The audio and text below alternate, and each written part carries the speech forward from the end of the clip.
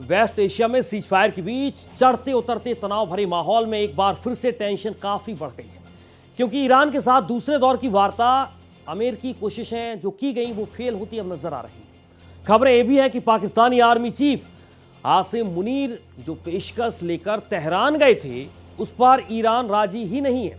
एक तरफ दूसरे दौर की वार्ता पर तलवार लटक रही है तो होर्मुज में ब्लॉकेड किए अमेरिका ने एक बार फिर से ईरान को नेस्तनाबूद करने की धमकी दी है।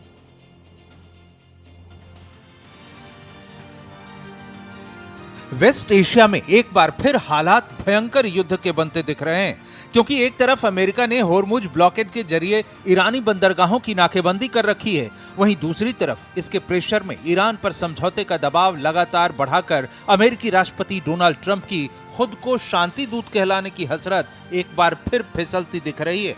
क्योंकि ट्रंप ने जब साम दाम दंड भेद सारी नीतियां आजमा कर देख लीं और ईरान अपनी शर्तों में ना तो कॉम्प्रोमाइज के लिए राजी हुआ और ना ही ट्रंप की धमकियों से खौफ में आया। यही वजह है कि अब अमेरिका ईरान के बीच दूसरे दौर की वार्ता की संभावनाएं भी पटरी से उतरती दिखीं, तो ट्रंप के गरम दल वाले उनके सहयोगी एक बार फिर त्योरियां चढ़ाकर भयानक जंग की चेतावनी देने लगे। You, Iran, can choose a prosperous future, a golden bridge, and we hope that you do for the people of Iran. In the meantime, and for as long as it takes, we will maintain this blockade, successful blockade. But if Iran chooses poorly, then they will have a blockade and bombs dropping on infrastructure, power, and energy. And at the same time, Treasury Secretary Scott Bessent and our friends over at Treasury are launching Operation Economic Fury as well, maximizing economic pressure across. America धीरे धीरे Iran पर शिकंजा बढ़ाता जा रहा है। CENTCOM ने ताजा वीडियो और पोस्ट कर यह दावा किया है कि ईरानी पोर्ट्स पर ब्लॉकेड लागू है। अमेरिकी फोर्सेज विजिलेंट और तैयार हैं ताकि नियमों का पालन सुनिश्चित हो सके। ईरान के बंदरगाहों की नाकेबंदी पूरी तरह लागू है और सोमवार से अब तक कोई भी जहाज अमेरिकी फोर्सेज को पार नहीं कर पाया। समुद्र के रास्ते ईरान में आने जाने वाला पूरा आर्थिक व्यापार पूरी तरह रोक दिया गया है। होर्मुज में ब्लॉकेड के साथ ही अमेरिका ने रूस और ईरान के तेल की सीमित खरीद की अनुमति देने वाली प्रतिबंध छूट को भी आगे बढ़ाने से इनकार कर दिया है, यानी अब पूर्ण प्रतिबंध लागू होंगे। साफ दिख रहा है कि ट्रंप जिस तरह ईरान को घुटनों पर लाना चाहते थे, जैसे जैसे वो नाकाम हो रहे हैं वैसे वैसे अमेरिकी शिकंजा बढ़ाते जा रहे हैं। जबकि ईरान भी होर्मुज ब्लॉकेड के मुद्दे पर आर पार की मुद्रा में है। ईरान के विदेश मंत्रालय के प्रवक्ता ने भी अमेरिकी चेतावनी पर पलटवार किया है। ایران محاصره پذیر نیست. یک. دو اینکه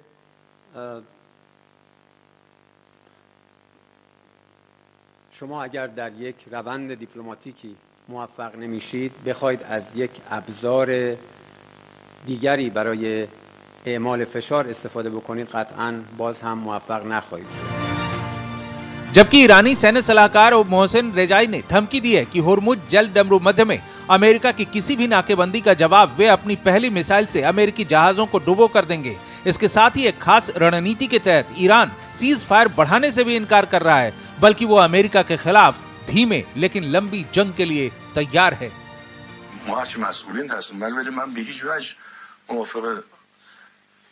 ادامه آتش بس نیستم. روزا رو باید کوتاه کنیم، فشارها رو باید جدی کنیم. एक तरफ अमेरिका ने होर्मुज की नाकेबंदी कर ईरान पर प्रेशर डाल दिया है, तो वहीं दूसरी तरफ इजरायल ने खास रणनीति के तहत लेबनान में भयानक हमले शुरू कर दिए हैं। साउथ लेबनान के नबातिया में इजरायल के ताबड़तोड़ हमले जारी हैं। आईडीएफ ने हिजबुल्लाह से जुड़े 70 ठिकानों को ध्वस्त करने का दावा किया है। लेबनान में जारी ऑपरेशन का एक और वीडियो रिलीज करते हुए इजरायल ये जता रहा है कि वो किस हद तक जा सकता है।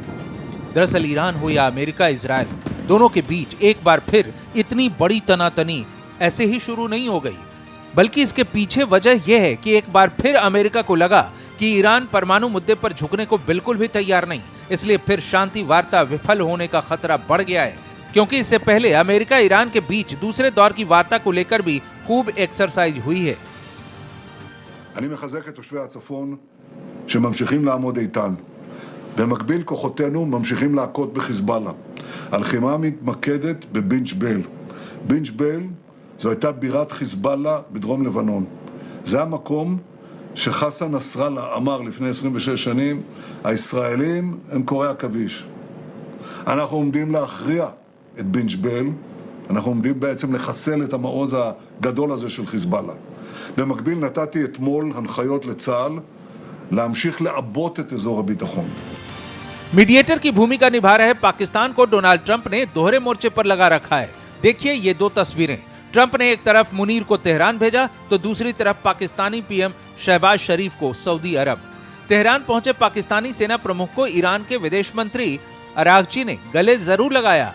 जैसे मुनीर की पीठ थपथपाकर ट्रंप ने उसे तेहरान भेजा, उसी तरह अरागची ने भी मुनीर की पीठ थपथपा दी। लेकिन ताजा खबरें हैं कि ईरान ने परमाणु मुद्दे पर अमेरिकी प्रस्ताव पर झुकने से इनकार कर दिया है। उसी तरह काउंटर बैलेंस करने के लिए शहबाज को सऊदी भेजा गया तो भले वो ट्रंप के मिशन में कामयाब हो या ना हो, लेकिन मौके का फायदा उठाते हुए सऊदी से उधार लेने में जरूर कामयाब हो गए। ये बात और है कि कर्ज में डूबा पाकिस्तान उस पैसे से भी यूएई का कर्ज ही चुकाएगा। लेकिन ट्रंप क्या हर बार ईरान को आंकने में भूल कर रहे हैं? क्योंकि इस बार भी तेहरान भेजे गए उनके दूत कामयाब नहीं हो पाए, वरना ट्रंप ने तो अपनी तरफ से दूसरी वार्ता की मेज सजा ही ली थी और पाकिस्तान में ही अगले दौर की बातचीत की भूमिका भी तैयार कर ली थी।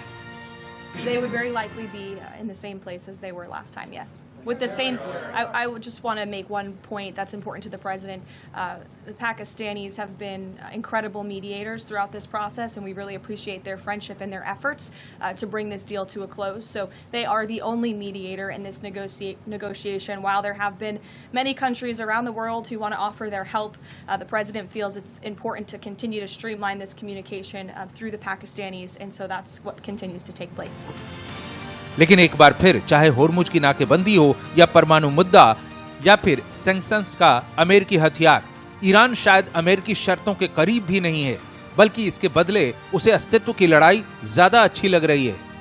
लेकिन दोनों तरफ की ये जिद जंग की अंतहीन श्रृंखला को जन्म दे सकती है, जो पूरी दुनिया के लिए भारी मुसीबत साबित होगी। Bureau report, Bharat express. इसी बीच एक बड़ी खबर सामने आ रही है। इजरायल लेबनान के बीच सीज फायर को लेकर अमेरिकी राष्ट्रपति ट्रंप का पोस्ट। दोनों देशों के नेता वाशिंगटन डीसी में मिले हैं। 34 साल के बाद दोनों देशों के नेताओं ने मुलाकात की है। इजरायल लेबनान में 10 दिन का युद्ध विराम।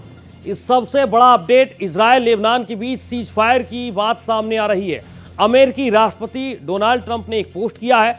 दोनों देशों के नेता वाशिंगटन डीसी में मिले हैं, मुलाकात हुई है और इस बात का जिक्र अमेरिकी राष्ट्रपति डोनाल्ड ट्रंप की तरफ से किया गया।